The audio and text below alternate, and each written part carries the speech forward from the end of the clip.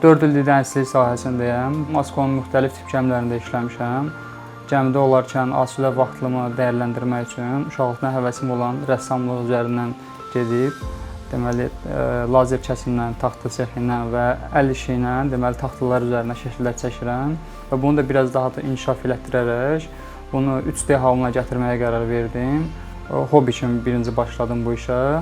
Daha sonra gördüm ki, yaxın ətrafımın bir iş yoldaşlarımdan marağı oldu, gördüyüm işlərə, onları almaq istədi məndən və bunu dəyərləndirərək taxtaları sənət əsərinə çevirirəm. Əsas mənim məqsədim insanlar onu alarkən tam istifadəyə yaralı olsun. İlk ağlıma gələn telefon stendləri oldu. Daha sonra belə salfetka qabları masada gündəlik istifadə üçün bunları hazırlamağa qərar aldım. İlk hazırladığım Askoya aid bloklar olub və belə qələm qabları da dənizçilər üçün düşündüm, layihəsini hazırladım. Təbii ki, tez-tez baxdığımız saatları nəzərdən qaçırmaq olmaz. Mütləq ki, Asko üçün deməli bu arxada gördüyünüz saatı hazırladım. Dənizçilər üçün təbii ki, belə bir saat şəxsi dizaynı hazırladım. Gəmidə olanda daha çox mən uşaqlıqdan həvəsim olan rəssamlıq üzrə təbii ki, başladığım üçün və bunu da davam etdirirəm və taxtanın üzərində yandıraraq belə bir deməli əl işləri çəkirəm. Bunları daha ilk öncə cızmaqarasını edirəm.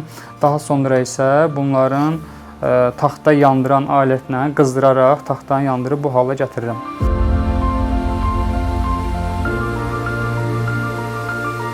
Askonun keçirdiyi xeyriyyə yarmarkasından xəbər aldım və istədim ki, bu kampaniyada mənim də payım olsun.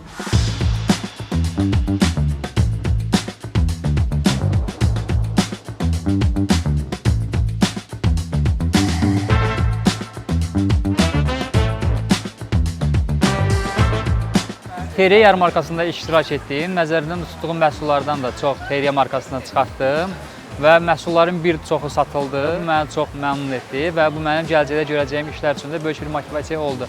Xeyriyyə yarmarkasının təşkilində əmək keçən hər bir şeyə təşəkkürümü bildirirəm. Belə yarmarkaların tez-tez olması bizi sevindirir.